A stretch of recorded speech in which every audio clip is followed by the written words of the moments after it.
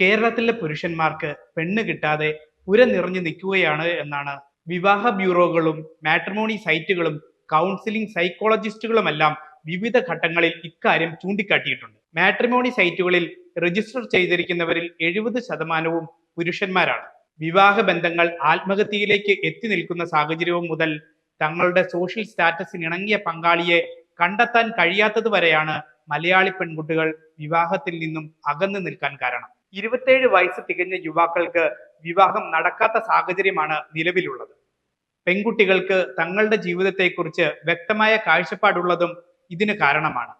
മുമ്പ് 5 പെണ്ണുകാണൽ നടന്നാൽ ഒരു വിവാഹം നടക്കുമായിരുന്നു.